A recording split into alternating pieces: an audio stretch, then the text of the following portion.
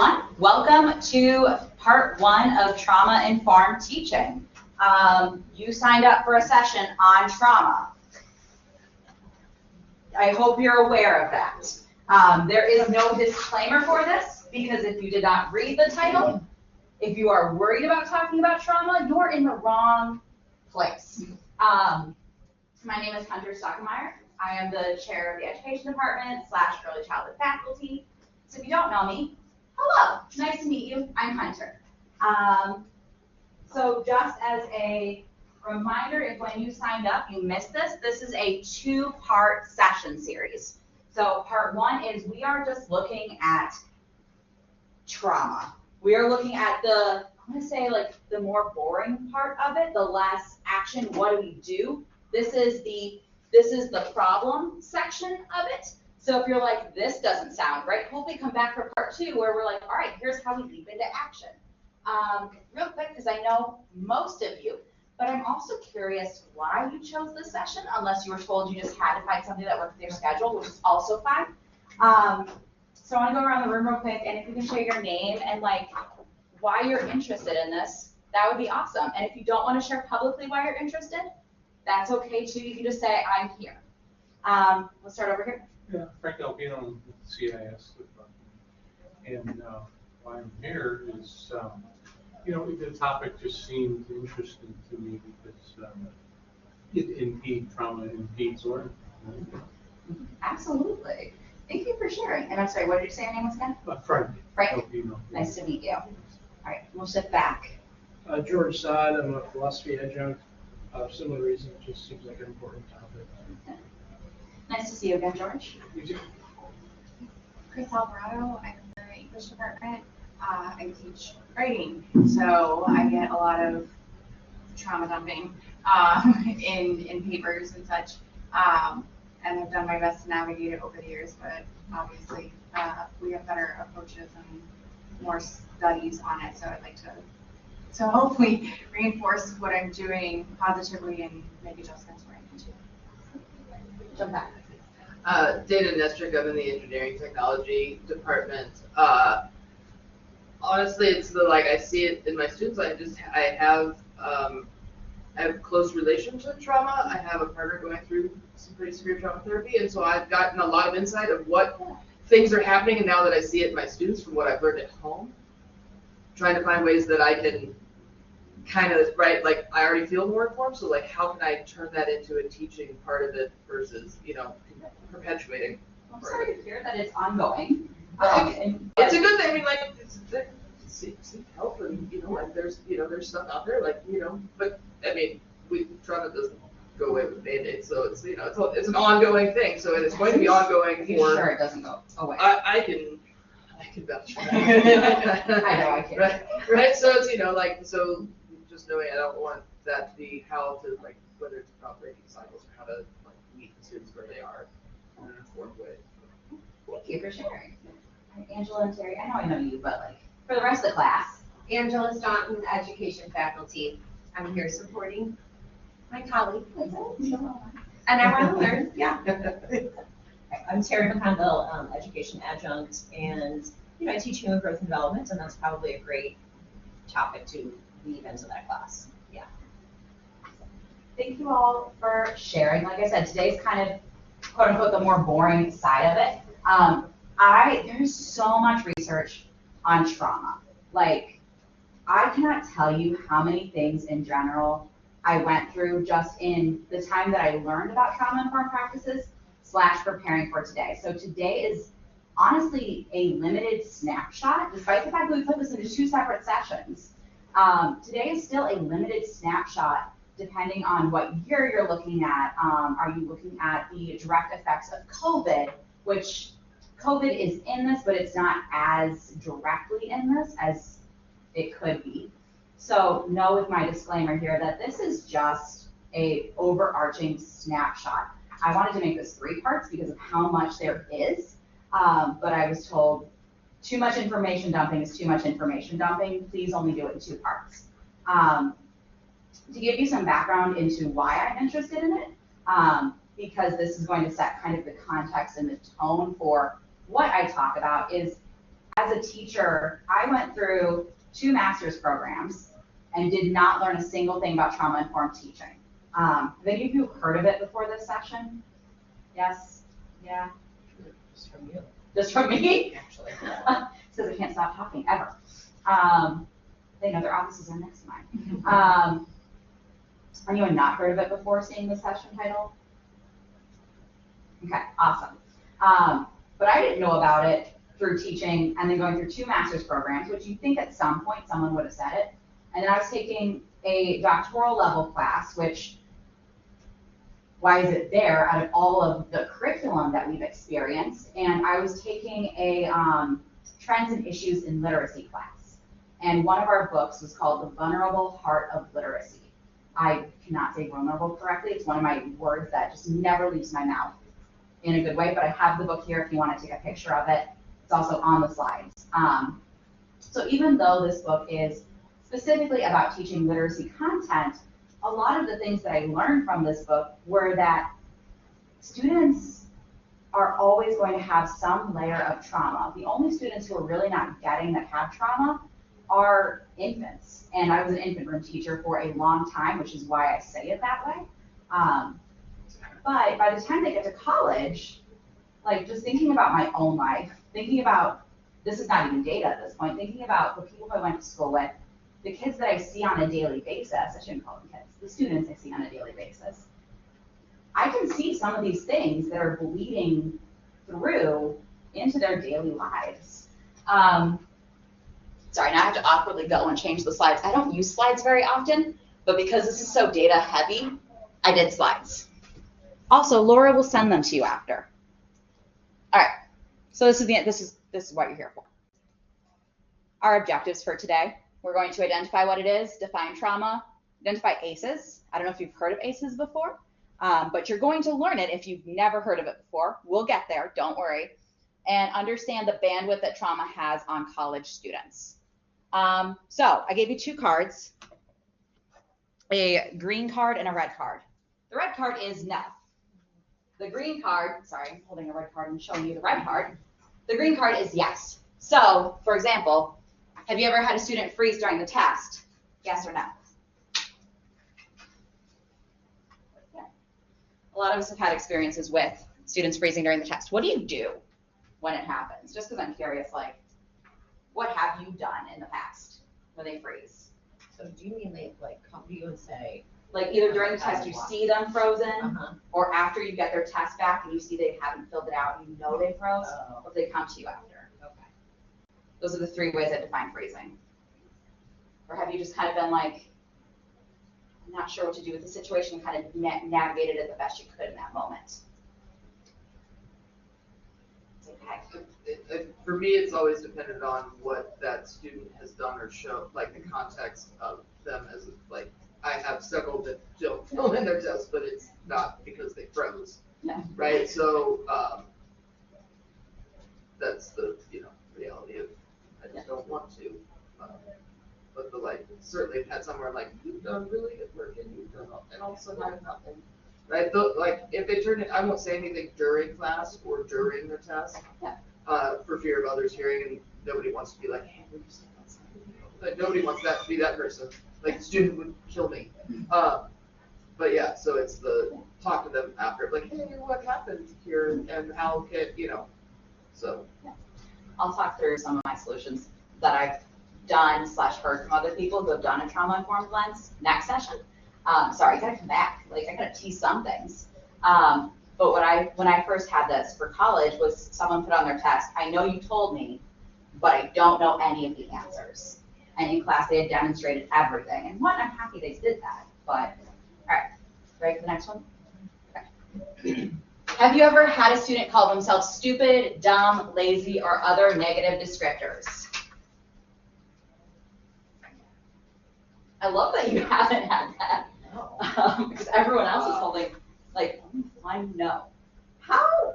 I'm going to be honest. Like, for me, my reaction always is first on me because I'm a little sensitive and I'm not going to pretend I'm not. How do you guys feel when that happens? Like, I go to like I want to help the student. Yeah. That's like where the first thing that happens. Yeah. So like, for instance, I have a student who has kind of had a rough go in my class, and she keeps telling me about what's happening in some other classes, and she just keeps bombing the tests. And so then with lots of conversations after class, I realized she used to have an IEP in high school. She didn't transfer the IEP over, so I'm working with her to get those accommodations. I had to like walk her through how to call the high school. She like wanted me on the phone like with her, yeah. So I'm hoping with that now, she'll stop saying these kinds of things about herself. I know for me, one, I feel bad because I'm like, typically when I've had it happen, these are typically the students who have demonstrated they are quite the opposite of this. I very rarely hear my students who are underperforming say these things about themselves, and if they are, it's not to me. But one, I'm like sitting there like, you got it though. You figured it out. What's happening? Any other thoughts before I go with our next one? For me, it's sometimes breaking a pattern because I hear the demographic that I like. We have a lot of like say it a lot just as like self-protection. Oh, I'm just dumb. I'll and then also some that I've learned have been told that by their support system, and so question why they're here. Like so, like if I fail college, nobody's gonna worry about me because I wasn't supposed to be here to begin with, kind of attitude. So the I've said other times some things like I have a like, for lack of a better way of saying it now, because I'm the end of my day. It's the like I don't tolerate jackasses in my room. Like it's the like there's a professionalism like if you behave in this way or if you berate somebody else, even if you're teasing, if you're BFFs outside of here, if I say something derogatory to somebody else, you're done for the day. It's absence. And so like I don't like so in that when they start talking about themselves that way, I'm like we don't need to do that. Like that's why we're here to learn it. Like like. So trying to break that cycle of them thinking that's how they have to talk about themselves as well. Yeah, absolutely. Other thoughts?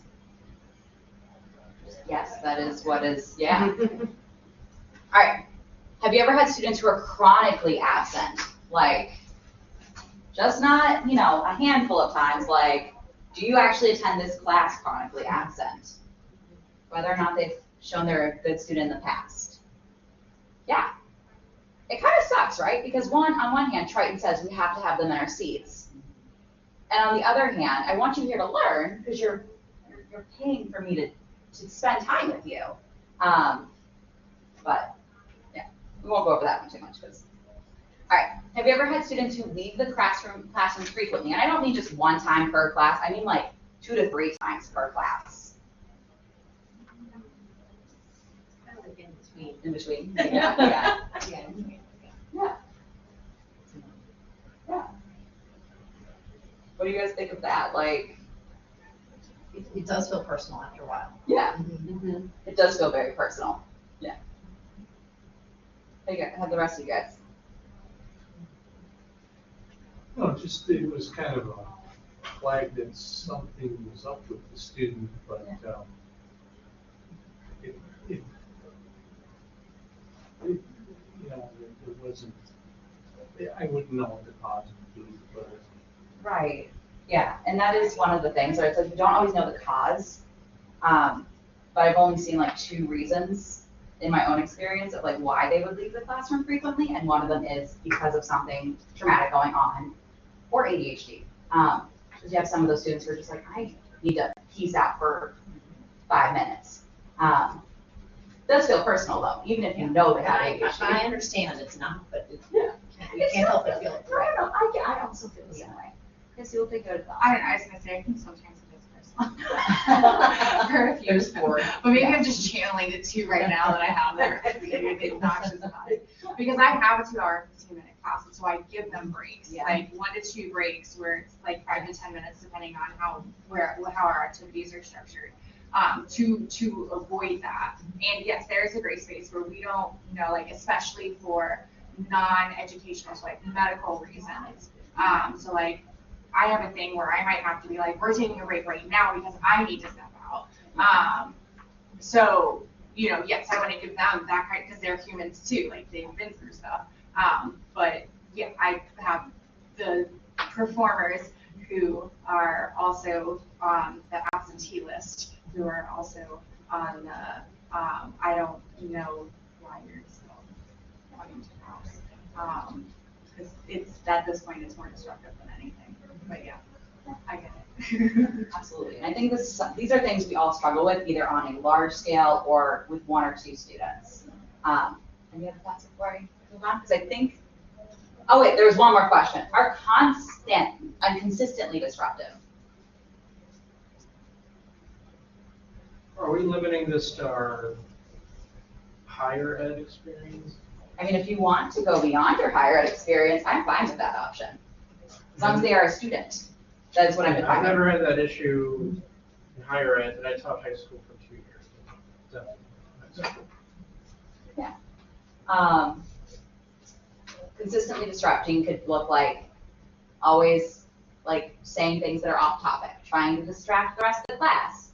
And I don't mean in a bad way where you have like a relationship, because I've had times where I've been teaching class and someone's been like, we've been doing small group activities and someone's like, Professor Stuckemeyer, I feel like you would have an opinion on ranch ice cream, which I did. They were right. But it was relationship based. It wasn't like a disruption to the entire classroom versus like times where students like are trying to distract each other or take the attention away from the lecture. Which luckily I haven't, knock on wood, I haven't had at Triton, but I have had in other places. Yeah. Any other thoughts before? Talking, constant talking, be Yeah. one of this too. Yeah. Anything that is taking away from the class. So constant cell phone use, especially if you've talked to them about it, could be a disruption by this definition. Because I think, I don't know how you guys are, but I have a no cell phone policy in my classroom because we're early childhood educators and we are going to act like early childhood educators. Hence the no cell phone rule unless you need it for a specific purpose. But I know for me in my class that makes sense. And we're not here to talk about cell phones, but I would consider that if you have a no cell phone rule, a disruption, because it is taking away. All right. Feels like they constantly have something. They're emailing you, they're in the ER, yes or no? Like, you have those students where it's Yes. like, I am that student. they just always have something going My on. PhD program. Their cat ran out the window. Their grandpa has died for the 4th time. Same grandpa somehow. There's always something happening with those students. You had some of those, Frank? Yeah. Yeah, where it's like there's always like it feels at a certain point it feels like an excuse. Yeah, and it kind of feels personal sometimes. You're like, are you just avoiding my class? Going back to that personal. Any other thoughts on this before? Okay. All right, so that was the last one. This is a long quote. I am going to kind of summarize it a little bit, but I like definitions. In case you couldn't tell from the fact that I said I took a literacy course earlier, I like language and I like when quotes are extremely impactful. And the American Psychological Association, obviously, if anyone is anyone here from psychology? Sad, because they could probably define this better than I could. But trauma is an emotional response. It is not something that is, oh gosh, I lost my words. I'm just going to move on from what I was trying to say because that train of thought has sailed its ship. But it's an emotional response to a terrible event, an accident, a crime, a natural disaster, physical or emotional. And immediately after the event, there can be the sense of shock or denial. And I'm not going to ask any of you about your trauma because this is not a therapy session. And I am not a therapist. Which, if you would like to talk to a therapist, I heard that there are great ones all around, and I can help you find one, but that's not my thing. But trauma is something that is, I don't want to say unfortunately, normal, because we don't want anyone to have trauma, but it is something that can be experienced as a part of life. And emotional reactions, because if I went up and started poking Terry, I'm sure her emotional reaction would be to be annoyed or kind of angry with me, right? at least for this example, like, Yes. because you know me a little too perfect. Maybe Dana, like, if I started poking Dana, she might be like, what is wrong with this person? But emotions are natural reactions that we have. And throughout life, sometimes when we react, we're taught that our reaction wasn't appropriate.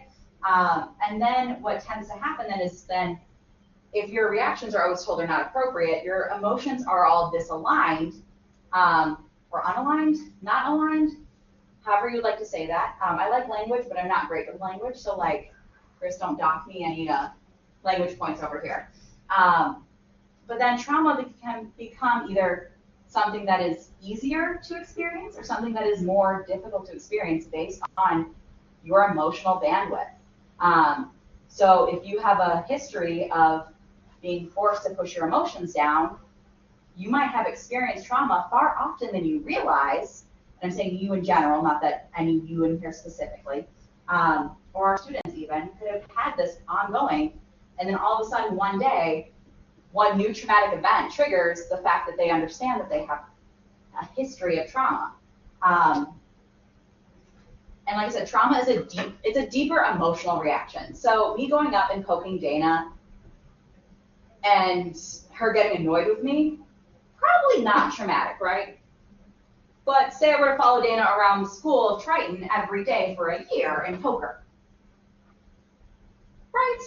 That has progressed into something different, and now not only is it annoying for you, I also don't have the time to do it, so don't worry. I know we bonded over theater, but like, I don't have time for that. It is something though that turns into bullying and harassment, which generates a new set of emotions. Any thoughts on this? Sorry, I just like to talk a lot, so like I also want to hear your guys' thoughts though. Or if you're comfortable, just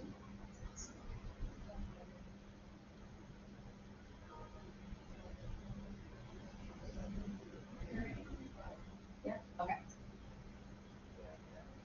All right, so trauma has more symptoms than I realized it did. And anyone, I don't want to say young enough because that sounds wrong, because everyone of every age uses TikTok. Depending on your interest in TikTok, how many of you use TikTok? Yeah, nice. Frank, do you ever see anything about trauma on TikTok or any on the other side of TikTok? I don't know. I don't know if I use it enough. It's just, Yeah. I see something that doesn't interest me, I just skip past it.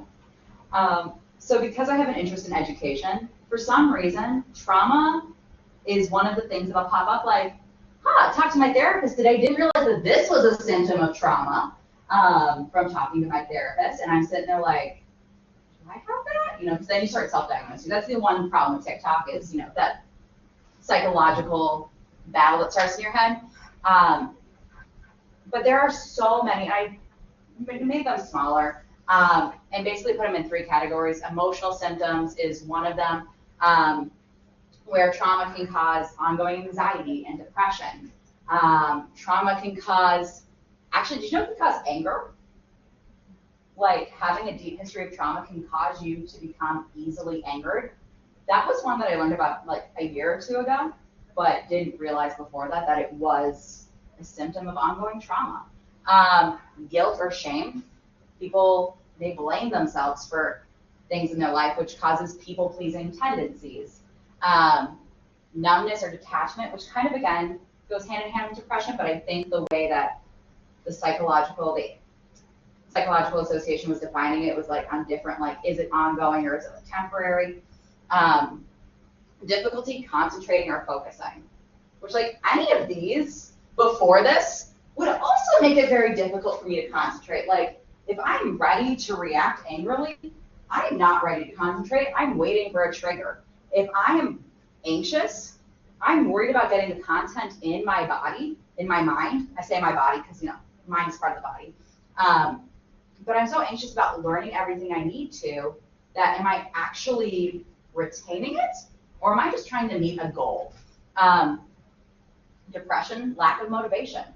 Like, I don't know, again, I'm not going to ask you guys because I'm not your therapist, but anyone who has experienced or been with or around someone who has ongoing depression, you know that do you remember the Depression Hurts commercial? But you don't have to. Do you remember that from like, was it the 90s or the early 2000s where it like was talking about like taking this medication and then at the end it says depression hurts, but you don't have to. It makes me think of that where it's like it is a deep hurt. I told you we're going to talk about some fun things in here. Laura, do you have a question? No. Okay. Sorry, I just saw your face and I was really curious if you did, which is No, like it's if you just want. tilting my head a certain angle because his glasses, my mid vision is like right here now. So, anyway, Yeah. I'll raise my hand. Just blur it out too. We're friends in here. All right.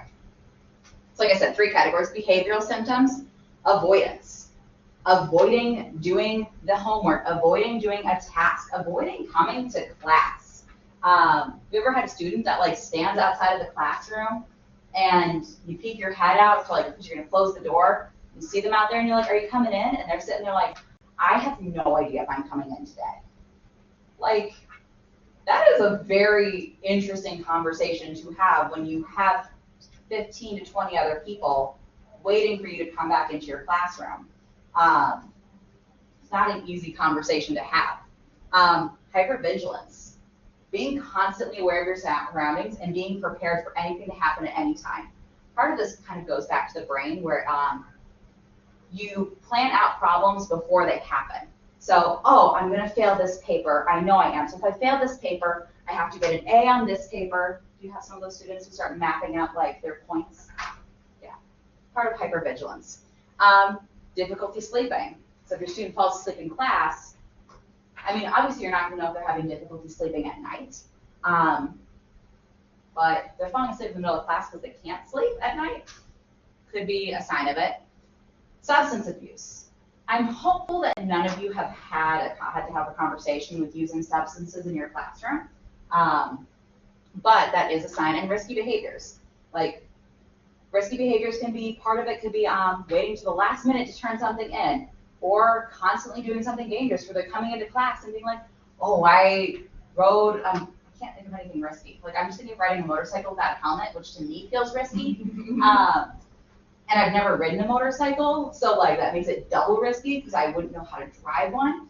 So apparently that's where my brain goes for risky behavior. So if you see me riding a motorcycle on North with no helmet on, come check in on me, please. All right. Physical symptoms. Chronic pain. Feeling constantly like there is a pain. A lot of times anxiety and depression, even though it is a part of emotions, it can be felt physically. Like people will, like therapists will ask like patients, and I only know this because my husband's going through a mental health counseling program, and he tells me like he vents out all of his things when he's writing papers. So don't ask him the technicality of it, but he'll say like people, even though they're feeling anxiety, might experience it like in their chest or in their stomach. If they're feeling depression, they might feel like a hollowness in their body, or even in their brain might feel heavy and foggy. So having those things coming from trauma to then feel that from depression and anxiety stemming from all the way back from that trauma can cause those ongoing pain symptoms. Some people have reported like stabbing pains in their sides, or like their stomach feels like constantly bloated. These were things I learned like in the last 2 weeks, by the way, because this class he's taking now. So I stole some things from him. Changes in appetite, eating more or less. Trauma can cause binge eating or anorexic tendencies. So if you notice someone suddenly gaining a ton of weight or suddenly losing a ton of weight, because weight loss and weight gain should be slow, should be a little steady. It should not be like in a month time span, all of a sudden someone's gone from this to this or gone from this to this, right? That is a sign. It's unusual. That difficulty breathing and panic attacks. I mean, if you've ever seen a panic attack, I don't have a great thing to demonstrate for you what a panic attack is, because looking at it made me have panic. It is terrifying. Like, and especially when you're trying to calm down a student from a panic attack, like you are just trying to get them to a stable place. Has anyone ever had to comfort a student from a panic attack before? Yeah. I've had to a couple of times. Yeah, increased heart rate. So that's not something you see, but we have all those nice little Apple Watches now. I don't because I got distracted by it, and my ADHD did not work for that. But people can keep track of their heart. And if your heart is consistently increased, that can cause problems for that in the future as well. So those are some of the symptoms. Looking at this, you're not always going to be able to tell who is really experiencing trauma unless they were to talk to you about it. We're looking for awareness from the symptom list, not necessarily a diagnosis, because unless you are a licensed mental health expert, we really can't say that hey, I think you got a little trauma in your life, Chris. Sorry, I'm picking on you, Chris, because I picked on Dana enough, and she's tired of me poking at her, I'm sure. But that is not going to be a conversation that's going to go very well. So you're not really going to know unless someone tells you what is going on. Does that make sense? Yeah. But we're just looking for awareness, as the title of this is. All right. So going to trauma-informed teaching. Trauma-informed teaching comes from actually the healthcare systems, where they started with trauma-informed care. I think it stemmed from psychologists to nurses, especially after World War II and the Vietnam War. As people were coming back from war, they realized that these people were coming back with severe cases of PTSD. Understandably so. Have you ever seen, I think it's Hacksaw Ridge, that big war movie? Has anyone watched that movie? Okay. If you get secondhand anxiety or secondhand feeling overwhelmed, do not watch this movie. It is a very realistic description. I'm sorry, let me try that again. It is a very realistic look into war and what it was like in World War II. And after watching that, I completely understand why. Because when they marketed war in World War II, it was, hey, you're the boys for the country, let's go. And it was excitement, right? They had the banners. Then if you're a super Marvel fan, you like to pretend that Captain America was actually there, but he wasn't. So when it comes to taking this into education, people started applying this first through literacy education, because they realized that literacy teachers were starting to realize that if students were able to connect with the material they were reading, maybe they would be able to talk about it better, be able to overcome it a little bit easier. So it's still something that is predominantly on the literacy side, but it's been starting to bleed into education programs as well. And if you didn't take a teacher preparation program, you wouldn't see that bleed, if that makes sense. But also, like I said, it was in a graduate school. I didn't learn about it to graduate school, and it's slowly trickling down. It's a slow process. So trauma-informed teaching isn't about becoming a therapist. If you want to get a mental health certification, go for it. That's awesome. I am not going to discourage you from that. However, it's not meant to make you to be a therapist. It's to make you, have you heard there's that TikTok sound where it's very mindful, very demure. That's what we're going for, is that TikTok sound. Very mindful, very demure.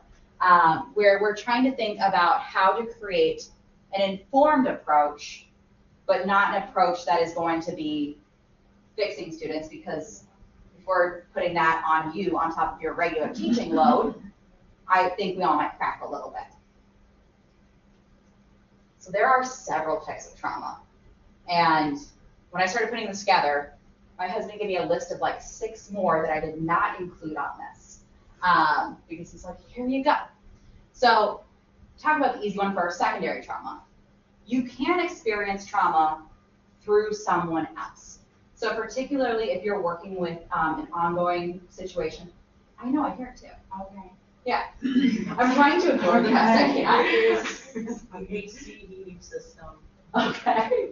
I'm not sure what's on or off at this point. I also heard it, so I was trying to work through that, and then I saw you react to it, and yeah. What else my train of thought? So if you're say in a friendship with someone who is experiencing ongoing trauma, and you've been friends with them for years, and you're friends with them for years while they're experiencing that trauma, you can get secondhand trauma from that experience. Generational trauma is trauma that's passed down from parent to child, parent to child, parent to child, and just keeps going.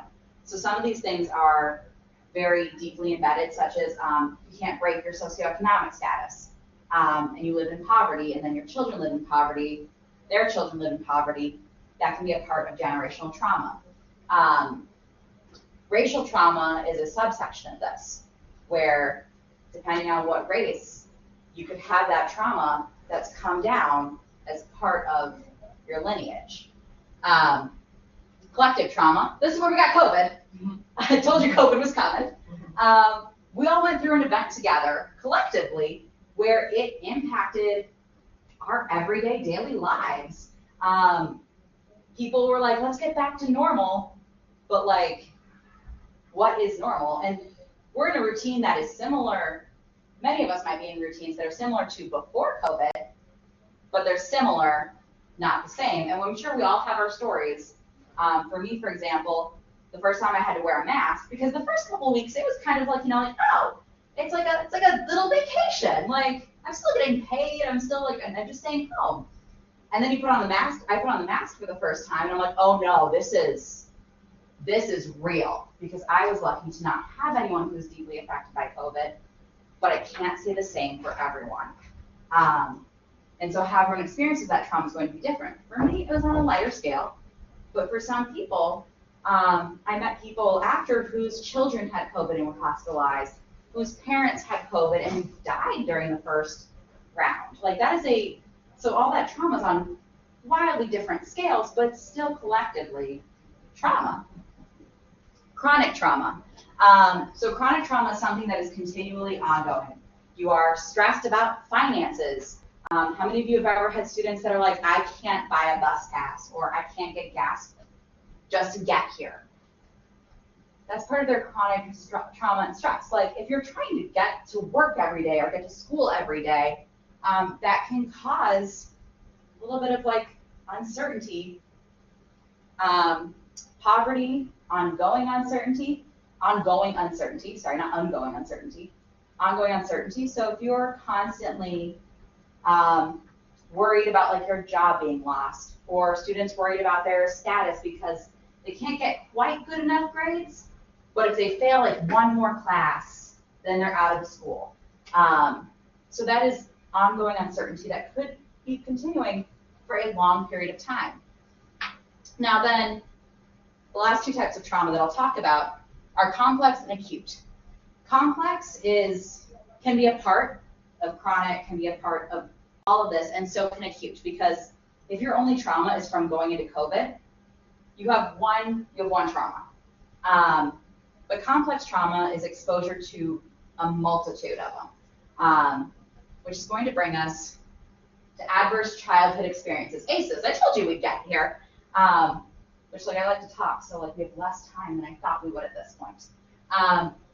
But there have been several studies done around adverse childhood experiences, where the more that people say, as a child I was physically abused or physically neglected, the more that they say happens correlates to a score.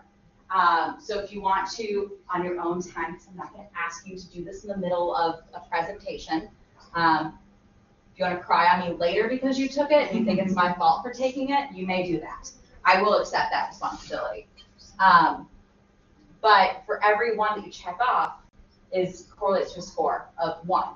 So say someone in your class had physical abuse, that is a score of 1. But say they had physical abuse, and emotional neglect, that's a score of 3. Now the reason that this is important is because this doesn't stay in childhood. Some of these things can be ongoing. Some of these things can be single instances. However, your score stays with you for the rest of your life, because this score is set before you turn 18. And unfortunately, when you turn 18, nothing goes away. Like, your trauma does not go away. It does not just go 18th birthday, poof, like, does not work. I'm going to skip that. All right. So here's the scary number, is 61.5% of people have at least a score of 1 on their ACEs, which means that there are a lot of negative effects. And these scores, these numbers underneath, do get higher the more that you have. So 31.5% of children who have a score of 1 are less likely to be resilient. And by resilient, I mean be able to bounce back from things. So say you have a college student who gets an F on their first assignment and they give up. That's an example of not being resilient. Does that make sense? So if you have a college student who gets an F on their first assignment, keeps trying, they're more resilient. 19.6 are likely to have a chronic health condition. So whether that is diabetes, a heart condition, they're more likely to have chronic pain or chronic fatigue. 26.9% are more likely to be obese, and 28.3 are more likely to be bullied or excluded in high school and in college. Like, ideally, these numbers would be seen at 0, but the numbers get higher on the next slide, so just prepare yourself. So you have an ACE score that is higher than 1. If you have a score of 2 or higher, you're 400 times more likely to be an alcoholic or have a drug problem. Magda. Hi, Magda. I'm a living example. I was like, I was not prepared to go through this. I started with this is not a therapy session. I love her. I do too. Thank you, Magda. You just made it very light. We needed the lightness in the room. We did. Because I'm doing all the scary, like, these are the facts. Yeah. Which I kind of love doing the scary, these are the facts, but I'm sad we don't have enough time to do this is how we help it. 2 parts. Higher scores as adults, they have higher risk factors of having poor education and poor working conditions. So being unable to get jobs that they might either desire or have jobs that would actually give them a sustainable life. 5 of 10, this one surprised me. Top leading causes is linked to ACEs, which I was a little bit surprised by. This number I had to keep Googling because I didn't quite believe it. But it was also my husband's textbook. So then I was like, okay, now I have to believe this last number because it's in a textbook that people are using. If you have a score of 4 or higher, people were 1,220% more likely to attempt or think about suicide, which is obviously not a number that we want to see. So clearly, trauma and having adverse childhood trauma, because many of our students, well, we have some students who are coming back in their career, many of our students are coming straight from high school. How many of you have like a blend of like fresh and also like coming back? Magda, Dana, Angela, kind of. Wait, could I just ask a quick question? Yeah. Can you clarify? You said attempt or thinking. Is it just attempt? It's attempt or thinking. And then Okay. if they actually do it, then it goes to the 5 of 10. Okay. Yeah, that was not a fun. Okay.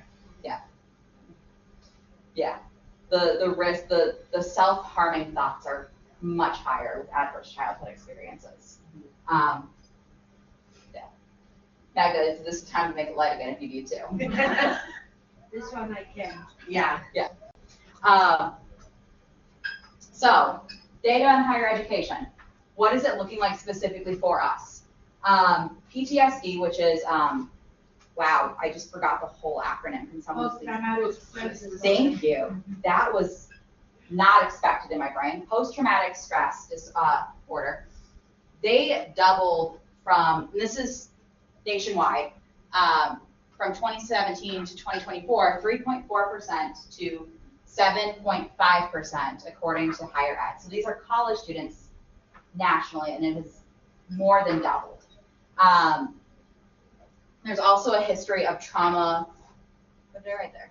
Oh, a history of trauma is linked to less likely to complete, whether it is first semester, second semester. A history of trauma generally speaking, means that students are less likely to finish their degree. Some of the things that they identified in the study was being, there was a higher correlation with, Sorry. I think it's what the face you made that caused me to realize what you were doing. In this specific study, they talked about trauma in first-generation students, trauma in Black men, and trauma in socioeconomic statuses. Like those were the three that they really pinpointed down to not finishing. Yes. So if I can add to this, because I actually did a research on the PTSD and noticed the data Hunter provided 2017 to 2024. And many people immediately jump to, oh, COVID, it's traumatized the kids. But actually that's not the reason. The reason is social media, an increase of the social media. So the trauma of the COVID, it's actually this COVID did not influence a lot of mental sickness. The fact that the kids spend more time on the social media during this time, and all of the things that happen when the access to the electronic devices started at kindergarten, because all of a sudden the kindergartner has to be in front of the screen, and all the things that popping out, you know, and those kids are so smart. They are the best hackers ever. So they would break the barriers, even though school would give like locks on the iPads, on the Chromebooks and everything. Kids would break it, start downloading whatever, faking. Even kindergartners, they were downloading some YouTube things, and that caused the drama. Also, the bullying, the cyberbullying, exponentially during those years increased. So it's not COVID. I hoped it was COVID because that's simple and fix. Yes, it's gone. Right now we're gonna go to normal, but it's not. Yeah. And that's a great point, is that, and part of it is parents themselves were traumatized during COVID, and a lot of my anecdotal, not actual research, was seeing parents just be like, I don't know what to do right now because I'm so stressed about COVID, so how do I entertain my child who's now home with me? And a lot of it came down to, I'm gonna hand you a tablet, and because I need to work or I need to do something. And the last thing on this is the increased risk of depression for trauma. There is a higher risk of college students who come with a history of trauma having a higher risk of depression. So they've got a lot working against them when you look at numbers. So something that I want to clarify before our next session is it trauma? Because during a session that Angela and I gave at the Fall Faculty Fest, someone asked me when we broke them into groups, like, I feel like everyone, or he said, it feels like everyone has ADHD now. Part of that is that ADHD and trauma symptoms do have an overlap. And then here's where it gets more confusing, is that childhood the ACEs score, do that. The ACEs score, depending on when they started experiencing adverse effects in childhood, is, can we diagnose if it's ADHD or can we diagnose if it's trauma? And it's hard, especially when trauma comes from ACEs, because then children have a longer experience of showing these behaviors. And typically one of the big markers is it trauma or is it ADHD? Was it prevalent in childhood? But then that's not a good scale if trauma was also prevalent in childhood for those who are late diagnosed ADHD. If you're diagnosed earlier with ADHD as a child, more likely to be ADHD. You have a little bit better sense of what's going on with your child. But when you have college students who are coming and finally getting diagnosed,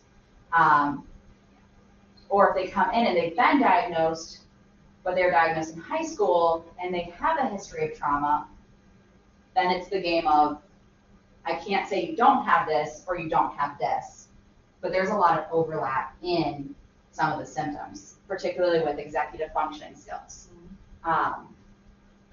Just to add on that, there's a huge generation to like the mid-20s to early 40s right now that were diagnosed with ADHD. Yeah. And there are a lot of the symptoms that we just all looked at that actually are helped by ADHD medications. Yes. That then in fact that masked the trauma and created higher levels of trauma response than the numbers that makes it complex from post-traumatic after that. And so like those similarities are scary for even those diagnosing it. Yeah. I did ask, because I have ADHD and I take ADHD medication, and I was like that. I fall into that exact category you just laid out. And I asked my psychiatrist, I'm like, how do I know if it was trauma or ADHD? Because I like to self-diagnose myself, and like whether or not I'm actually traumatized is a whole other issue for me and my therapist. But he said basically if you get addicted to the ADHD meds, where you start taking more than one a day, it's more likely to be trauma. Because if you can't function without taking 2 to 3 of the pills a day, then you have a problem. If you're taking 1 pill a day and it's helping you just be a person, more likely to be ADHD. However, every body and every person is different. And I'm like, so as long as the ADHD meds help me, we're good. Okay. That is but again, thank you for bringing that up, because that was something I glossed over, but thank you. Some other things that can be mistaken for is anxiety and depression. Anxiety and depression don't always go hand in hand with trauma. They also can be side effects of ADHD, by the way, but they always don't go hand in hand with ADHD as well.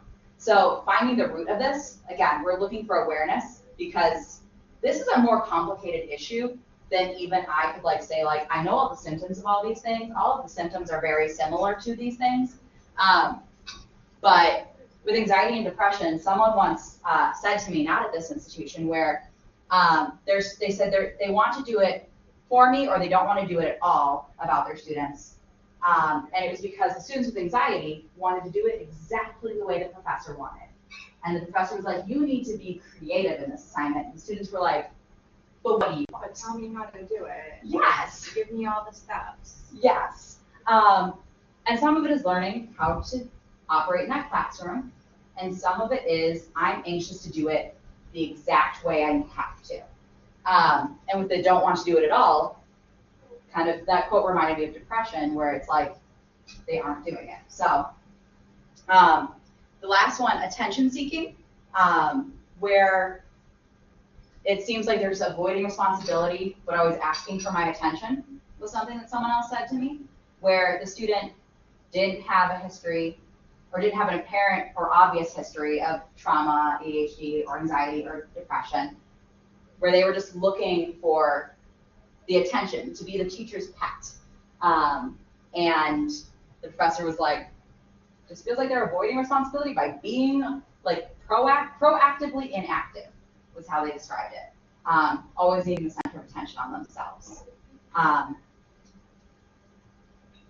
So yeah, so come back. Now that I've lectured and talked at you for an hour, poked at Dana like 72 times, I'm gonna have her share this. Some of these books are not necessarily higher education books, but if you have children, I do recommend Tiny Humans, Big Emotions. If you like literacy, The Heart of Literacy. We Want to Do More Than Survive. It doesn't look like a trauma book, but it's about deep trauma in education and an educational system, where the students were just trying to just survive, which is ongoing trauma. Those are only a few of my recommendations. I'll bring more next time. I also linked some podcasts.